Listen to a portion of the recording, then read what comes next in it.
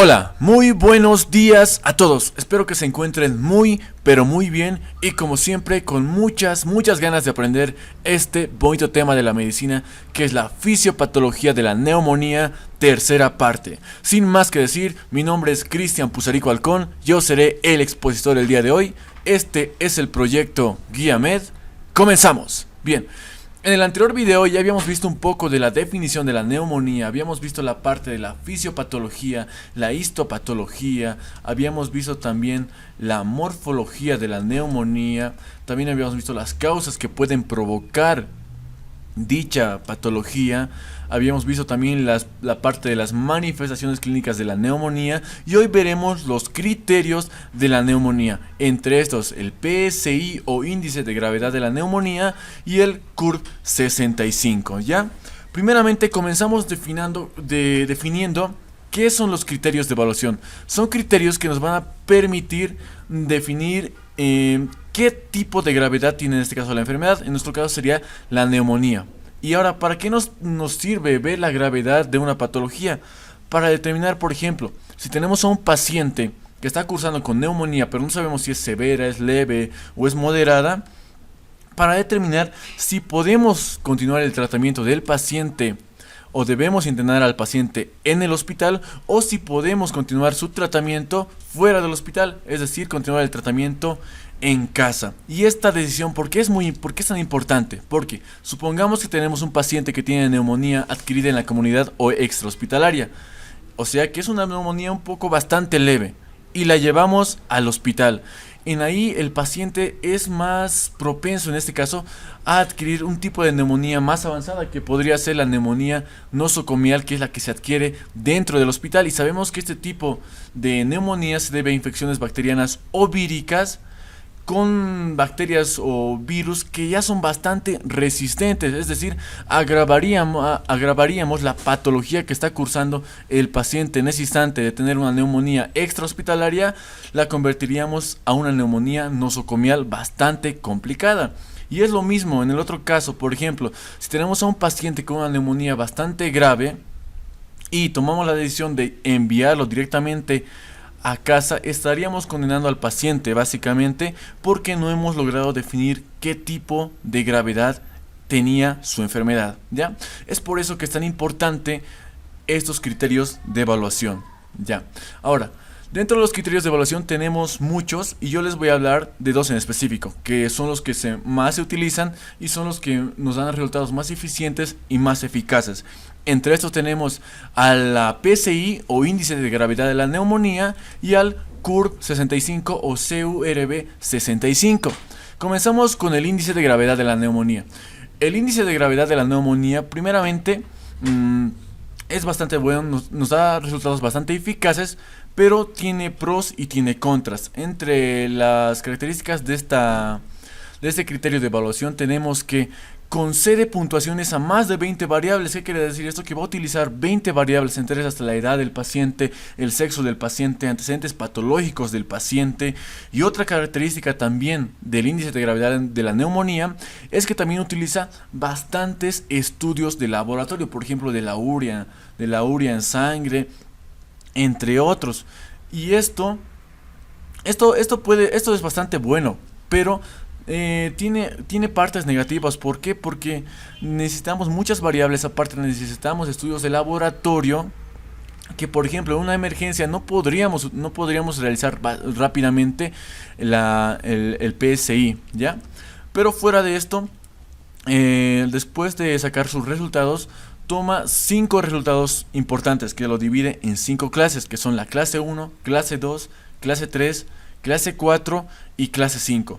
Los pacientes que se encuentran dentro de la clase 1 y clase 2 son los pacientes que no necesitan necesariamente una hospitalización. Los pacientes de clase 3 son aquellos pacientes que se pueden encontrar en unidad de observación. ¿Qué quiere decir esto? Que pueden continuar su tratamiento fuera del hospital, pero de manera ambulatoria, visitar al hospital, o no es necesario que se internen tanto en el hospital, pero tienen que estar en observación. Luego, los pacientes que tengan una calificación de clase 4 o se encuentran en esta categoría de clase 4 y clase 5, significa que necesariamente necesitan ser hospitalizados de forma inmediata, ¿ya?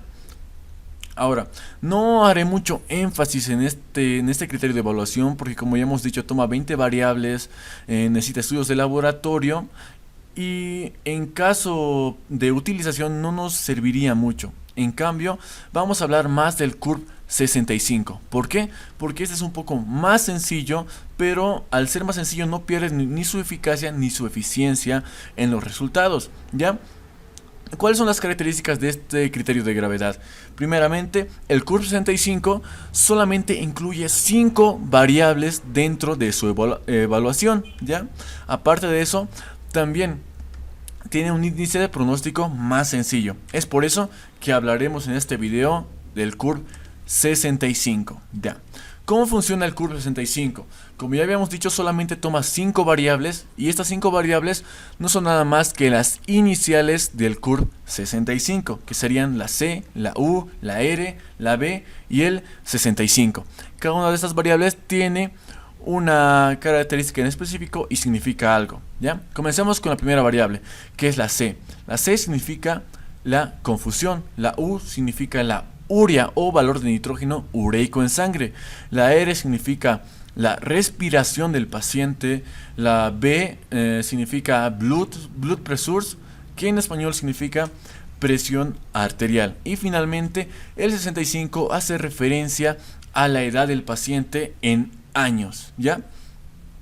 Primeramente, comenzamos con la primera variable, que es la confusión. ¿Cómo evaluamos la confusión? Lo que quiere decir el CURB 65 aquí es que evaluemos si el paciente se encuentra confundido, se encuentra orientado o no, ¿ya? Para esto podemos simplemente hacer la observación del paciente, ver cómo se encuentra el paciente en ese momento y determinar si se encuentra confundido, orientado o desorientado, ¿ya? Si queremos una escala que nos ayude a apoyar estos resultados, podemos utilizar la escala de Glasgow, ¿ya? Después vamos a calificar la urea o el valor de nitrógeno ureico en sangre. Para calificar esta urea, primeramente tenemos que saber el valor normal, que es de 6 a 20 miligramos por decilitro, ¿ya? ¿Cuándo se va a volver patológico y cuándo va a afectar al paciente? Cuando esta urea se encuentre mayor a 7 milimoles por litro, que es bastante elevado, ¿ya? Ahora veamos la respiración. Sabemos que la respiración normal es de 16 a 20 respiraciones por minuto. En un paciente que nos encuentre con problemas de neumonía, la respiración se encontraría bastante elevada, por encima o igual a 30 respiraciones por minuto, ¿ya? Después calificaremos la parte de la presión arterial. ¿Cómo vamos a probar si que un paciente se encuentra en estado de riesgo de la neumonía? Viendo que tenga una presión sistólica menor o igual a 90 milímetros de mercurio y una presión diastólica menor o igual a 60 milímetros de mercurio, viendo y sabiendo que la presión normal es de 120-80 milímetros de mercurio. Esto estaría bastante reducido, habría una reducción de la presión arterial en el paciente, ¿ya?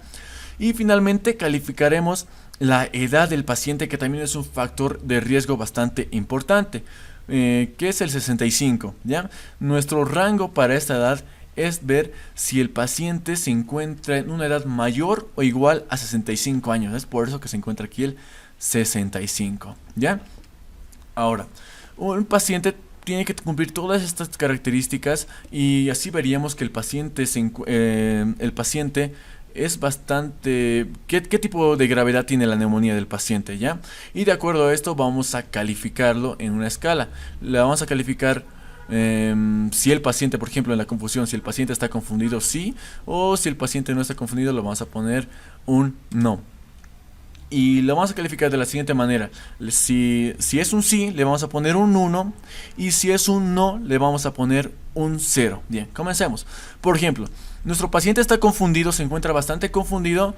Si es así, le ponemos un 1. Y si el paciente no se encuentra confundido, le vamos a poner un 0. Después vamos a ver el valor de nitrógeno ureico en sangre.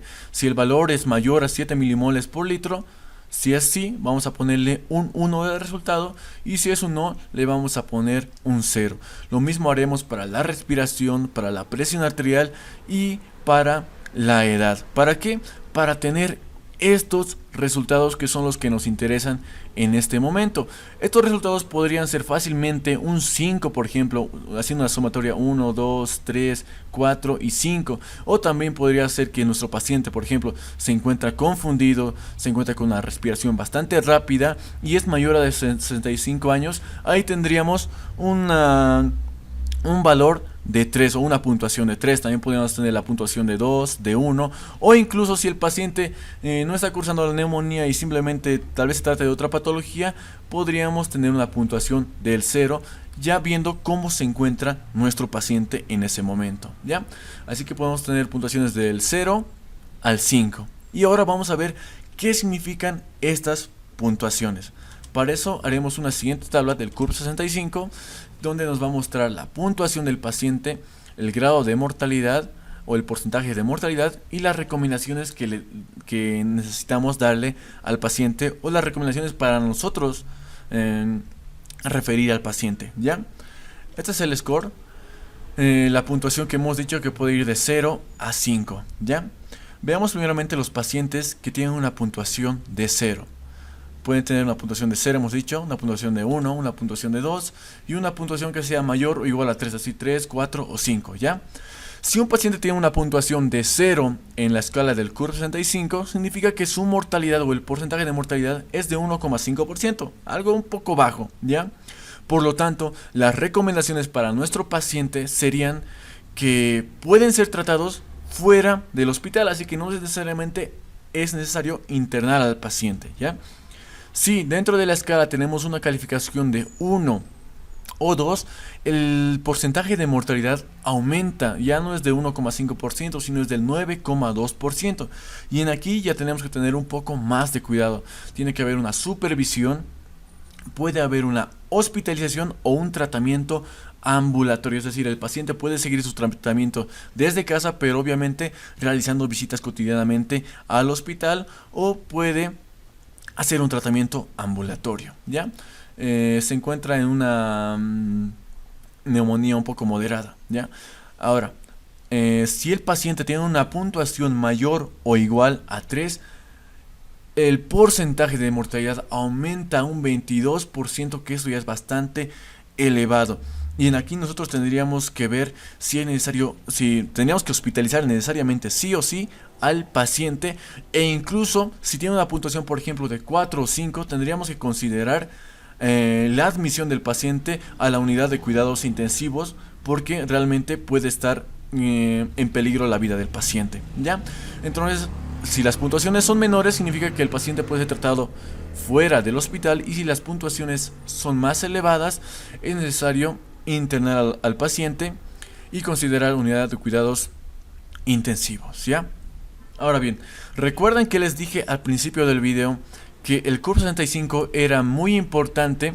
¿Por qué? Por su eficacia y porque solamente se utilizaban 5 variables, ¿cierto? Y también les había dicho que era bastante eficaz porque no utilizaba no hacía mucha utilización de exámenes de laboratorio, ¿ya? Y aquí recordemos que hemos calificado como el CURP 65, en la U calificamos la parte de la urea, y para eso necesitamos de laboratorio. Es por eso que hay otra escala de evaluación que es idéntica al CURP 65, pero en este caso ya no toma en cuenta la U, simplemente toma en cuenta la C, la R, la B y el 65, es decir, la confusión, la respiración, la presión arterial y la edad del paciente. Ya no es necesario realizar aquí exámenes complementarios, ¿ya? Y de acuerdo a esta misma explicación, vamos a hacer la misma tabla anterior. Ya, en aquí vamos a poner el score de la puntuación, que en este caso ya no sería del 1 al 5, sino solamente sería del 1, 2, 3 hasta el 4, ¿ya? Podemos tener una puntuación de 0 también, ya lo habíamos dicho, una puntuación de 1, una puntuación de 2 y una puntuación de 3 o 4. Veamos qué es lo que pasa si un paciente tiene la puntuación de 0. el porcentaje de mortalidad es del 0,9%, bastante bajo. Por lo tanto, hay muy bajo riesgo de que se agrave la neumonía y pueden ser tratados fácilmente fuera del hospital. En cambio, si un paciente recibe una puntuación del 1 o 2 en el score del CRB65, significa que el porcentaje de mortalidad en 1 es de 5,2% y en 2 del 12%, bastante elevado. Por lo tanto, hay un riesgo incrementado y aquí se debe considerar bastante la hospitalización. Obviamente eso tiene que ser el criterio del doctor a cargo en ese momento, ¿ya? Ahora, si tenemos en el score un porcentaje del 3, una valoración del 3, de 3 o 4 puntos, significa que la mortalidad es bastante elevada en un 31,2% y eso es muy elevado. Por lo tanto, la recomendación para el paciente en ese momento es que hay un alto riesgo de muerte y necesita hospitalizarse de manera inmediata, y también se debe considerar el ingreso a la unidad de cuidados intensivos, ¿ya? Básicamente, esos son los criterios que les quería mostrar: el CURB-65, el CRB65 y la PCI, para que ustedes vean cuál es el más eficaz, cuál es el más eficiente, y obviamente ver cuál es la importancia de estos criterios de evaluación al momento de determinar si es necesario ingresar al paciente al hospital o pueden continuar su tratamiento en casa, ¿ya? Espero que este video les haya gustado mucho. La verdad, estoy muy agradecido con todos ustedes, porque actualmente ya somos más de 200 suscriptores y estoy seguro que podemos llegar aún más lejos. Entonces, muchas gracias a todos ustedes. No olviden darle me gusta al video si es que este video les gustó. No olviden comentar en los comentarios de qué les gustaría que haga otro video. No olviden compartir el video con sus amigos para hacer de esta comunidad una comunidad mucho más grande.